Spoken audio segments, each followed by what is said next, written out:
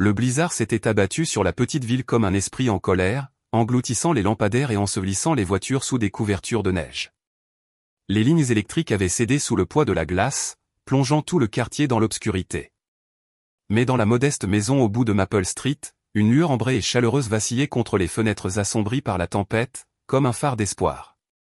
Martha Bennett bougeait lentement dans sa petite cuisine, ses mains burinées nourrissant une autre bûche dans le vieux poêle à bois qui avait été son salut à travers cet hiver de veuvage.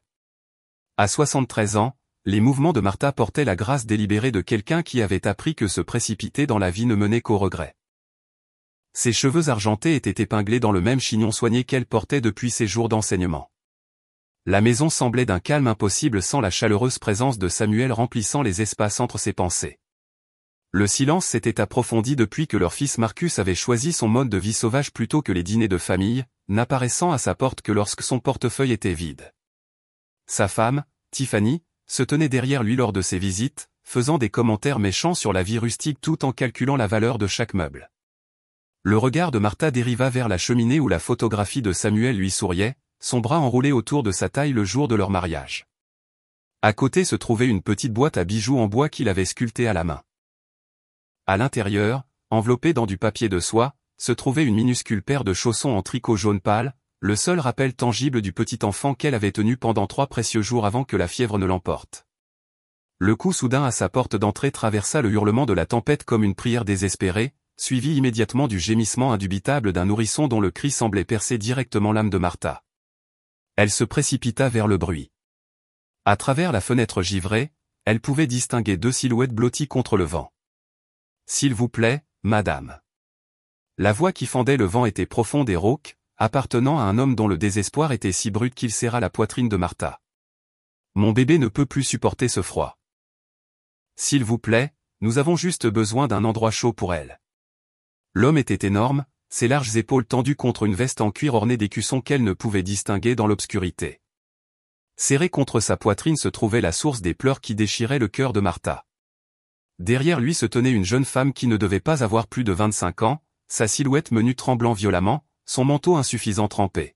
« Nous avons déjà frappé à 4 autres maisons, » cria la femme, sa voix brisée par l'épuisement et la peur.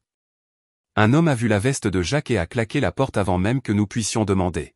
« S'il vous plaît, je vous en supplie. Ma fille n'a que 6 semaines, et elle est si froide que je peux à peine sentir sa respiration. » La main de Martha plana au-dessus du verrou, son esprit parcourant tous les avertissements concernant les étrangers la nuit. Mais alors qu'elle entendait les pleurs du bébé faiblir, chaque instinct maternel qui avait sommeillé depuis la mort de son petit-fils revint rugir à la vie. Le verrou tourna avec un clic qui résonna dans la maison, et Martha ouvrit grand la porte, laissant la chaleur de sa cuisine se répandre dans la nuit. « Entrez, tous, tout de suite, dit-elle, sa voix portant l'autorité douce qu'elle avait utilisée avec d'innombrables étudiants. Aucun enfant ne devrait être dehors par un temps pareil. » L'homme franchit son seuil en premier, déballant immédiatement les couches de couverture autour du nourrisson. « Merci beaucoup, madame. Je suis Jacques Morrison, et voici ma femme, Anna, et notre fille, Lily. » Nous revenions d'un rassemblement de motards quand cette tempête est sortie de nulle part. Anna trébucha derrière lui, ses dents claquant violemment, mais ses yeux ne quittèrent jamais le bébé alors que Jacques la plaçait dans les bras tendus de Martha. Martha berça la petite Lily contre sa poitrine, sentant le minuscule corps de l'enfant cesser progressivement de trembler alors que la chaleur commençait à s'infiltrer dans ses os. « Petit ange, murmura-t-elle, commençant automatiquement le doux mouvement de balancement qui lui venait aussi naturellement que la respiration. « Tu es en sécurité maintenant, ma précieuse. » Alors qu'Anna se positionnait près du poêle à bois, Martha commença le rituel familier de prendre soin des autres. Elle chauffa de l'eau, préparant un biberon avec du lait maternisé qu'elle gardait en stock pour les visites occasionnelles de membres de l'église avec de jeunes enfants. La plupart des gens voient la veste de Jacques, voient ses écussons des Hells Angels, et ils supposent que nous sommes des fauteurs de troubles, dit Anna, acceptant la tasse de thé chaud que Martha lui tendait. Ils ne voient pas qu'il est l'homme le plus doux que j'ai jamais connu, qu'il travaille 16 heures par jour au garage pour nous soutenir. Martha s'installa dans son fauteuil à bascule préféré, ajustant sa prise sur Lily pour pouvoir nourrir le bébé tout en la gardant au chaud. Les gens sont trop prompts à juger sur les apparences, dit-elle doucement.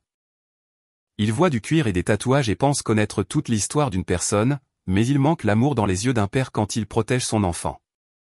Alors que Martha regardait le petit visage de Lily, observant les yeux du bébé s'alourdir de contentement, elle sentit quelque chose bouger profondément dans sa poitrine, comme une porte qui avait été verrouillée pendant 7 ans s'ouvrant soudainement en grinçant. Les traits du bébé lui rappelaient si fortement son petit-fils. « J'ai eu un petit-fils une fois », se retrouva à dire Martha, sa voix douce. C'était le plus beau des bébés avec des yeux comme ceux de votre Lily. Je ne l'ai eu que 3 jours avant que la fièvre ne l'emporte. Je n'ai pas pu sauver mon petit-fils, mais je peux m'assurer que votre petite fille reste au chaud et en sécurité cette nuit. Parfois, Dieu nous donne une seconde chance de bien agir envers les enfants qui ont besoin de nous. Anna tendit la main de Martha, ses doigts froids comme de l'os. Vous n'étiez pas obligé de faire ça, dit-elle, sa voix se brisant. Mais vous l'avez fait. Je ne sais même pas comment vous remercier. Martha sourit faiblement, écartant une boucle humide du front du bébé. Ne me remerciez pas, gardez-la juste au chaud. Le feu crépita, remplissant la pièce d'une lumière constante et vivante. Martha se rassit, tenant le bébé contre sa poitrine, et un instant les années se replièrent sur elles-mêmes. Dehors, le blizzard faisait rage, mais à l'intérieur, la chaleur persistait. La tempête s'était épuisée à l'aube, laissant la petite ville enfouie sous une lourde couverture de neige. Une faible lumière du soleil pénétrait faiblement à travers le givre de la fenêtre de Martha, projetant une fine bande dorée sur le plancher de bois chaleureux. Jacques fut le premier à s'éveiller, dépliant sa grande silhouette de la chaise où il avait veillé. Anna était recroquevillée sur le canapé avec le bébé contre sa poitrine, l'écharpe de laine toujours bien enroulée autour de l'enfant. Ils rangèrent leurs quelques affaires de main non pressées, s'arrêtant souvent pour jeter un coup d'œil au monde blanc éblouissant au-delà. La neige était entassée jusqu'aux genoux sur les marches, scintillante sous la lumière pâle. Alors qu'ils sortaient, le silence du matin fut seulement brisé par le crissement des bottes et de la neige. Jacques s'arrêta dans la neige, son souffle s'échappant par courtes bouffées, puis revint vers Martha, sa main, encore rugueuse du froid, se refermant fermement autour de la sienne. La plupart des gens de cette ville nous ont fermé leurs portes, dit-il doucement, sa voix empreinte de gratitude et d'incrédulité. Mais vous, vous avez ouvert la vôtre. Les Hells Angels n'oublient pas ça. Je reviendrai pour vous. C'est une promesse. Anna s'avança, sortant un petit bracelet tressé de la poche de son manteau. Je l'ai fait pour elle, dit-elle, hochant la tête vers le bébé. Mais je veux que vous l'ayez. Martha le passa à son poignet, les couleurs se détachant sur sa peau sombre. Elle les regarda s'éloigner dans la rue, leur silhouette diminuant contre l'étendue blanche infinie jusqu'à ce que la neige et la lumière les engloutissent à leur vue. Une semaine plus tard, Martha entendit le grondement familier des motos tournant sur Maple Street, un son qui faisait maintenant battre son cœur d'anticipation plutôt que de peur. Jacques Morrison remonta son allée d'un pas confiant, mais aujourd'hui, il ne ressemblait en rien au père désespéré de cette nuit de tempête. Fini l'intimidante veste en cuir, remplacée par une simple chemise boutonnée qui rendait ses yeux sombres plus chaleureux. Derrière lui, Anna portait la petite Lily, le bébé maintenant dodu et aux joues roses, pleine de vitalité. Madame Bennett appela Jacques en atteignant ses marches. Nous voulions vous rendre visite correctement, pour vous expliquer certaines choses qui pourraient vous aider à comprendre pourquoi ce que vous avez fait a tant signifié pour nous. Martha ouvrit grand sa porte, les faisant entrer dans sa cuisine avec une hospitalité empressée. Alors qu'Anna installait Lily dans la vieille chaise haute qui prenait la poussière depuis que Marcus était petit, Martha remarqua à quel point le bébé avait grandi en seulement 7 jours, ses joues plus pleines et ses yeux plus vifs d'une curiosité alerte. Jacques s'éclaircit la gorge et sortit une petite enveloppe blanche de la poche de sa chemise. Avant de dire quoi que ce soit d'autre, je dois vous expliquer quelque chose sur qui nous sommes vraiment, commença-t-il. Les Hells Angels ne sont pas ce que la plupart des gens pensent que nous sommes, du moins pas notre chapitre. Nous sommes des passionnés de moto qui aiment la liberté de la route ouverte et la fraternité qui découle du partage de cette passion. Anna hocha la tête, faisant doucement rebondir Lily sur son genou. Nous ne sommes pas des criminels ou des fauteurs de troubles, dit-elle, ses yeux rencontrant ceux de Martha avec une honnêteté directe. Jacques travaille comme mécanicien au garage Morrison en ville, et j'enseigne le piano aux enfants de notre quartier. Nous roulons avec les Angels parce qu'ils sont notre famille, parce qu'ils partagent nos valeurs de loyauté et d'aide aux personnes qui en ont besoin. Jacques désigna l'enveloppe avec respect. Cette nuit-là, pendant le blizzard, quand vous avez ouvert votre porte et sauvé la vie de notre fille, vous n'avez pas seulement aidé une famille, expliqua-t-il, sa voix pleine d'émotion. Vous avez aidé toute notre famille élargie, car chaque membre de notre chapitre considère Lily comme sa nièce. Quand la nouvelle de ce que vous avez fait s'est répandue, tout le groupe a voulu trouver un moyen de vous remercier comme il se doit. À l'intérieur de l'enveloppe, Martha trouva plus d'argent qu'elle n'en avait vu en un seul endroit depuis la police d'assurance vie de Samuel il y a 7 ans, ainsi qu'une note manuscrite expliquant que l'argent avait été collecté lors d'une course de bienfaisance, chaque membre ayant contribué ce qu'il pouvait se permettre. « C'est trop, murmura Martha. Je ne vous ai pas aidé parce que j'attendais une récompense. J'ai aidé parce que c'était la bonne chose à faire. » Jacques secoua la tête avec une douce obstination. « Il ne s'agit pas de ce que vous attendiez ou de ce que nous vous devons, dit-il fermement. Il s'agit de ce que notre communauté valorise et de la façon dont nous choisissons d'honorer les personnes qui incarnent ces valeurs. Vous nous avez montré qu'il y a encore des gens qui jugent les autres par leurs actions plutôt que par les apparences. » Anna se pencha en avant avec ferveur.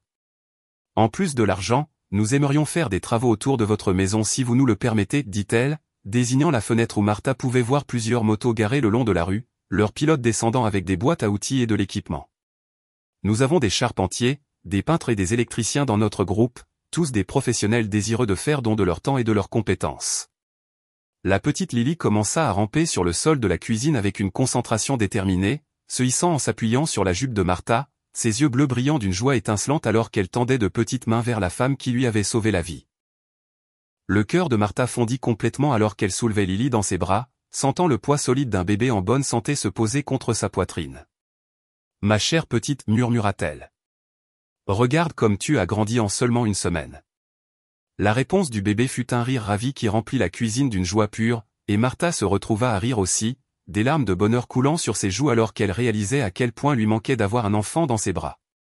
3 jours plus tard, Martha se tenait dans le hall de la maison d'enfants Sunshine avec 2 grands sacs de courses et un cœur rempli de détermination. L'orphelinat était situé à la périphérie de la ville, montrant des signes d'usure à force d'abriter des dizaines d'enfants avec des fonds limités. Elle avait appelé à l'avance pour parler à la directrice Carol Henderson, qui dirigeait l'établissement depuis plus d'une décennie, avec plus d'amour que de ressources. Madame Bennett, le chœur de jeunes voix qui accueillit son arrivée illumina le visage de Martha d'une joie sincère. « Grand-mère Martha » cria un garçon d'environ 7 ans, dont les dents de devant manquantes donnaient à ses mots un charmant aisément qui fit tressaillir le cœur de Martha en reconnaissant Marcus au même âge. Martha déballa des couvertures chaudes aux couleurs vives, des caisses de lait maternisé et de vitamines pour enfants, des jouets éducatifs et des livres. Au fond du 2e sac se trouvait une enveloppe contenant suffisamment d'argent pour réparer l'ancien système de chauffage. « Ça va tous nous sauver, Martha, dit Carol doucement, sa voix empreinte d'émotion.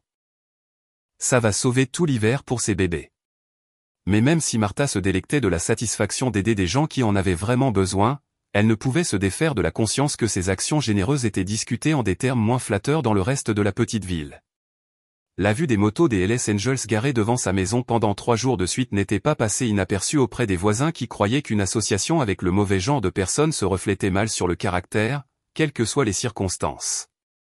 Les potins qui avaient flotté dans la ville comme de la fumée dans une nuit calme finirent par atteindre un appartement exigu et mal éclairé de l'autre côté du comté.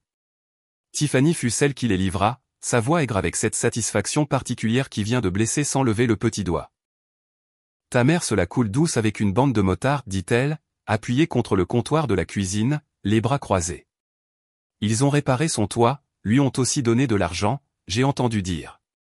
Elle le cache probablement quelque part dans sa vieille maison. » Marcus était affalé à table, une bouteille à moitié vide devant lui, ses yeux ternes jusqu'à ce que ses mots semblent frapper quelque chose de profond. Il se versa un autre verre, l'alcool s'éclaboussant contre le rebord, et le but d'un trait. Tiffany sourit narquoisement en voyant sa mâchoire se crisper. Plus tard cette nuit-là, au bar au plafond bas où Marcus passait la plupart de ses soirées, la brume de fumée de cigarette enveloppait l'odeur de bière renversée.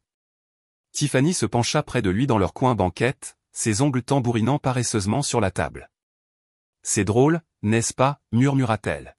« Ces motards jouent les héros, et son propre fils n'a rien. » « Rien. » Marcus fixa le bois cicatrisé de la table, puis frappa sa paume si fort que les verres tremblèrent. « C'est ma maison, grogna-t-il. Tout ce qu'il y a dedans est à moi. » Les yeux de Tiffany brillèrent comme si elle n'avait attendu que ça. Il était bien après minuit quand ils atteignirent la rue de Martha. L'air était froid et immobile, le clair de lune pâle contre le toit réparé qui brillait faiblement grâce aux réparations. Tiffany franchit le portail en premier, ses talons claquant sur le chemin.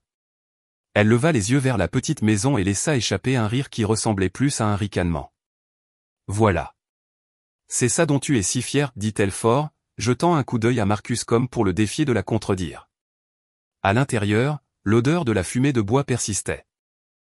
Marcus se déplaça dans le couloir étroit, ouvrant des tiroirs, poussant des boîtes, ses mouvements maladroits à cause de l'alcool. Il s'arrêta quand ses yeux tombèrent sur une photo de mariage encadrée posée sur le vieux meuble en bois, son père en costume sombre, sa mère en blanc, tous deux souriant d'une manière que Marcus n'avait pas vue depuis des années. Sa main plana au-dessus, les doigts se recroquevillant d'hésitation. Tiffany vint derrière lui, arracha le cadre avant qu'il ne puisse se décider, et d'un geste rapide déchira la photographie en deux. Le bruit du papier déchiré sembla traverser l'air comme une lame. « Ne sois pas faible maintenant, dit-elle froidement. Tu as besoin d'argent, pas de souvenirs. » Marcus fixa les morceaux dans sa main, quelque chose d'indéchiffrable vacillant sur son visage avant que l'alcool ne l'y noie de nouveau. Il se retourna et enfonça son poing dans la porte de l'armoire, faisant voler les éclats de bois, le son net et définitif. Depuis l'embrasure de la porte, la voix de Martha était basse mais ferme. « Marcus, dit-elle, s'avançant dans la lumière, sa chemise de nuit effleurée par l'ombre du feu derrière elle. Elle s'agenouilla pour ramasser les morceaux déchirés de la photo, les berçant dans ses mains comme s'ils étaient quelque chose de vivant. « C'était ton père et moi, le jour de notre mariage. C'est tout ce qui me reste de lui. » Marcus détourna le regard, la mâchoire serrée. Elle se redressa, tenant la photo contre sa poitrine. « J'ai gardé seulement un peu de ce qu'ils m'ont donné, dit-elle doucement. Le reste est allé à l'orphelinat, aux enfants qui n'ont personne. » Marcus laissa échapper un rire court et amer. « L'orphelinat, ta vieille mère, rêvant toujours de pouvoir sauver le monde. » Ses yeux s'adoucirent malgré la piqûre de sa voix. « Je veux juste que tu vives bien, Marcus. Comme tu le faisais quand tu étais un garçon qui courait à la maison pour me raconter la moindre petite chose. » Mais Marcus secouait déjà la tête, le moment lui échappant. « Cet endroit est à moi, dit-il platement. D'une manière ou d'une autre. » La main de Tiffany se glissa dans le creux de son bras, son sourire narquois revenant comme si la conversation était réglée. Quand ils partirent, la porte resta légèrement entr'ouverte, la porte cassée de l'armoire bâillant comme une blessure. Martha resta seule dans le salon, les morceaux de photos déchirés toujours pressés contre sa poitrine. Elle s'assit dans le fauteuil près du feu, le bois crépitant doucement, et laissa ses larmes couler sans bruit. Dans la pénombre, ses doigts traçaient les visages sur la photographie, s'attardant sur les yeux de Samuel avant de passer au garçon qu'avait été Marcus. Sa voix trembla dans le silence. « J'ai vendu tout ce que j'avais pour t'élever, murmura-t-elle. Et maintenant tu te tiens là, un étranger. » Le matin après la tempête entre mère et fils avait laissé ses débris de bois brisés et de souvenirs déchirés. Martha se déplaçait lentement dans sa cuisine, essayant de remettre la pièce en ordre. Elle avait à peine posé la bouilloire sur le poêle quand le son des motos remonta la route, un grondement bas et familier qui fit battre son cœur malgré elle. Elle regarda par la fenêtre et vit Jacques descendre de sa moto, suivi de 3 autres membres des Hells Angels. Ils n'étaient pas dans leur veste de cuir aujourd'hui, juste des chemises en flanelle usées et des jeans, chaque homme portant quelque chose dans ses mains. Jacques avait une boîte de pâtisserie fraîche de la boulangerie du comté voisin, celle dont Martha avait toujours dit qu'elle était trop loin pour justifier le voyage. Elle ouvrit la porte avant qu'il ne frappe, et l'odeur de cannelle et de sucre pénétra avec l'air froid. Jacques sourit légèrement, posant la boîte sur sa table. « Nous étions dans les parages, dit-il, et nous nous sommes dit que nous vous devions une autre visite. » Martha s'apprêtait à leur offrir du café quand un bruit de crash retentit du salon. L'expression de Jacques changea instantanément. Ils entrèrent dans la pièce pour voir Marcus jeter des livres sur le sol, Tiffany agenouillée près du vieux meuble et arrachant des tiroirs. Le feu dans le poêle était à peine vivant, sa chaleur s'estompant parce qu'un morceau de bois d'allumage avait été projeté au sol. Tiffany jeta un coup d'œil par-dessus son épaule, sa voix dégoulinant de moquerie. « Regardez ça, dit-elle au nouveau venu. Votre mère ici, trop bonne pour son propre fils, laisse des motards réparer sa maison, la nourrir, et qui sait quoi d'autre. » Jacques s'avança jusqu'à se tenir entre Martha et Tiffany, sa mâchoire serrée, ses yeux fixés non sur la femme, mais sur Marcus. Sa voix était calme, presque silencieuse, mais il y avait de l'acier dedans. « Cette femme, dit-il, a sauvé ma famille quand votre ville nous a claqué toutes les portes au nez. Vous lui faites du mal. Vous passez par moi d'abord. » Marcus commença à bomber le torse, ses épaules se redressant comme pour s'avancer, mais quelque chose dans les yeux de Jacques le fit hésiter. Jacques ne cria pas et ne s'approcha pas. Il resta juste là, solide et immobile, comme un arbre tient bon dans une tempête. Sans rompre son regard, Jacques plongea la main dans sa poche et sortit son téléphone. Il passa un court appel, pas plus de quelques mots. Quelques minutes plus tard, le son des moteurs s'intensifia au loin. 1, puis 3, puis plus, jusqu'à ce que toute la rue vibre du grondement profond et roulant de plus d'une douzaine de motos. Les phares traversèrent la faible lumière du soleil hivernal, inondant la cour d'avant de faisceaux intenses. Le reste des Hells Angels s'était préparé pour une course de bienfaisance à proximité, et ils arrivèrent maintenant en formation qui parlait de discipline et de but. L'homme à leur tête était plus âgé, avec des mèches argentées dans sa barbe et des yeux qui ne manquaient rien. Il s'avança, retirant ses gants, sa voix portant par-dessus les moteurs au ralenti. « Madame Martha est notre amie, dit-il, regardant de Marcus à Tiffany. C'est un nom honoré dans notre club. Vous feriez bien de ne pas tester la force de cela. » De l'autre côté de la rue, des rideaux bougeaient alors que les voisins jetaient un coup d'œil. Certains avaient la bouche ouverte d'incrédulité. Personne n'avait jamais vu ce côté des motards auparavant, cette solidarité étroite, presque cérémonielle. Ce n'était pas l'image que les potins de la ville avaient dépeinte, mais le tumulte avait attiré d'autres attentions. Un véhicule de police tourna au coin, ses lumières clignotant en bleu sur le sol saupoudré de neige.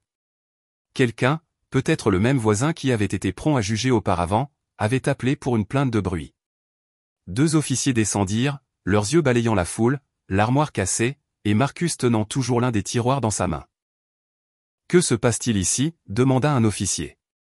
Martha ouvrit la bouche pour parler, mais Tiffany la coupa, sa voix aiguë et défensive. « Nous ne faisons que visiter » commença-t-elle, mais Jacques recula, laissant la pièce être vue telle qu'elle était. Le regard du jeune officier parcourut les meubles renversés, les dégâts sur l'armoire, et la photographie déchirée gisant sur le foyer. Il jeta un coup d'œil à Marcus, puis à Martha, qui se tenait silencieusement les mains jointes. Marcus tenta de protester, mais ses mots étaient pâteux. L'odeur d'alcool était forte dans l'air. En quelques minutes, il fut conduit vers la voiture de police, Tiffany suivant derrière sous l'œil vigilant du 2e officier, qui lui dit qu'elle devrait répondre à quelques questions au poste. Les moteurs à l'extérieur tournèrent au ralenti, les motards attendant silencieusement, leur présence un mur entre Martha et le chaos qui avait envahi sa maison. Quand la voiture de police s'éloigna, Jacques se tourna vers elle, sa voix adoucie, le tranchant disparut. « Je suis désolé que vous ayez dû voir ça, dit-il. » Martha tendit la main et prit la sienne, ses doigts chauds malgré le froid dans l'air. « Merci, Jacques. Vous avez fait plus pour moi que je ne saurais dire. » Mais elle regarda vers la route vide où son fils venait de disparaître. « J'espère toujours qu'un jour Marcus reviendra tel qu'il était. » Jacques hocha lentement la tête, son pouce pressant doucement le dos de sa main. « Vous êtes sa mère, dit-il. Je comprends. On n'arrête pas d'espérer, quoi qu'il arrive. » Les hommes à l'extérieur commencèrent à éteindre leurs moteurs, le silence soudain s'installant sur la maison comme une couverture. Pour la première fois de la journée, le feu dans le poêle reprit vie, et l'odeur de cannelle des pâtisseries sembla persister, se mêlant à la chaleur comme pour repousser le froid. Cet hiver-là s'installa, lourd et lent, du genre qui peint les fenêtres de givre, et fait croustiller chaque pas dehors sous les pieds. Les semaines se transformèrent en mois, et fidèles à leurs paroles, Jacques et Anna venaient souvent. Parfois c'était pour déposer des provisions, du pain frais encore chaud du four, des pots de confiture maison, un panier de pommes. D'autres fois, c'était juste pour aider Martha avec les petites choses que ses mains avaient du mal à gérer, empiler le bois de chauffage proprement près du poêle, réparer la charnière de l'armoire de cuisine, balayer le porche pour que la neige ne gèle pas. Un soir, les 3 se retrouvèrent à partager un simple souper autour de la petite table en bois près du poêle. Le feu crépitait doucement, projetant une lumière dorée qui rendait le papier peint usé plus chaleureux qu'il ne l'était. Martha servit de la ragoût de la vieille marmite en fonte, l'odeur savoureuse emplissant la pièce. Jacques prit place en face d'elle, Anna à ses côtés, et le bébé, maintenant plus grand et plus robuste, gazouilla joyeusement sur les genoux d'Anna. Ils parlèrent doucement de choses sans importance, le temps, le coq têtu de la ferme en bas de la route, la façon dont la neige semblait tomber plus lentement quand la lune était brillante. À un moment donné, Jacques posa sa cuillère et tendit la main à travers la table, prenant celle de Martha dans les siennes. Sa voix était ferme, mais ses yeux portaient un poids qu'elle n'avait jamais vu auparavant. « Cette nuit-là, commença-t-il, quand toute la ville nous a tourné le dos, vous avez ouvert votre porte. Vous n'avez pas demandé qui nous étions ou quel problème nous pouvions apporter. vous nous avez simplement laissé entrer. Je ne peux pas être votre fils, pas comme Marcus. Mais il marqua une pause, cherchant son visage. Si cela vous convient, j'aimerais vous appeler maman. Les mots vinrent si simplement, sans cérémonie.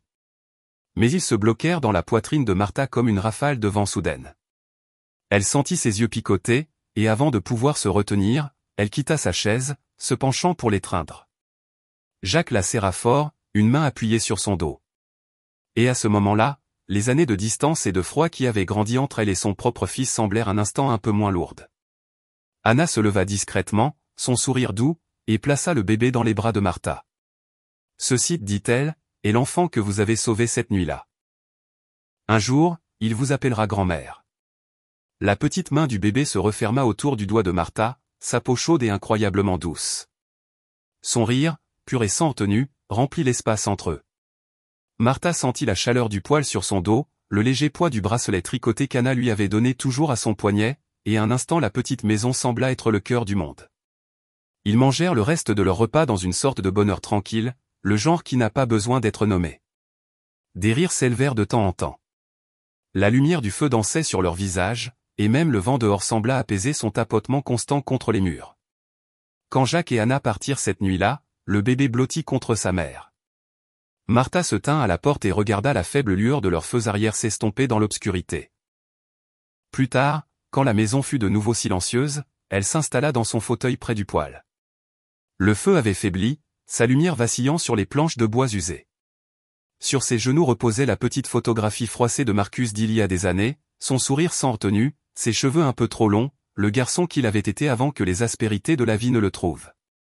Elle traça le contour de son visage du bout du doigt et murmura, « Mon fils, je t'attends toujours. » Elle n'entendit pas Jacques revenir avant que sa main ne se pose doucement sur son épaule. Il ne parla pas tout de suite, et elle ne leva pas les yeux. Ils restèrent ainsi un instant, ses yeux sur la photographie, sa présence stable derrière elle, jusqu'à ce que le feu crépita et qu'une petite braise glissa sur la grille.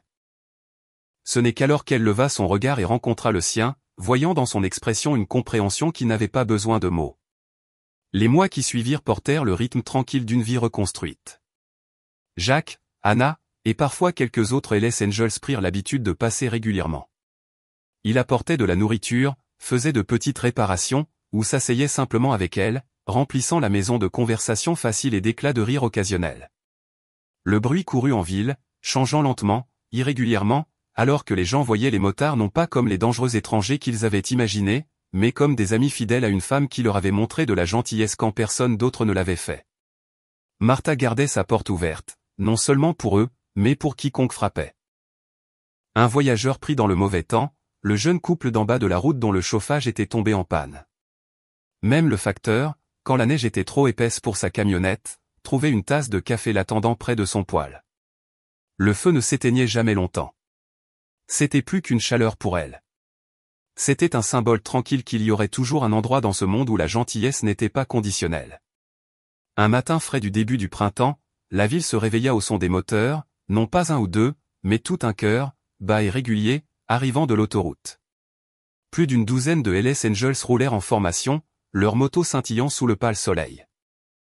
Ils traversèrent la rue principale sans hâte, l'écho de leurs moteurs portant loin au-delà des limites de la ville. Les gens sortirent des magasins, s'arrêtèrent sur les porches et regardèrent la file de motards disparaître au loin. Pour certains, c'était encore une vision étrange. Pour d'autres, c'était maintenant un rappel. Dans la petite maison de Martha au bout de la ville, le son la rejoignit avant les motards. Elle sortit sur son porche, resserrant son châle autour de ses épaules, et écouta les moteurs s'approcher. Quand ils passèrent, plusieurs motards levèrent la main en signe de salutation, et elle sourit, sentant le battement régulier de leur présence dans sa poitrine, même après que la dernière moto fut partie. À l'intérieur, le poêle brûlait vivement, projetant de longues ombres sur les murs. La pièce était simple.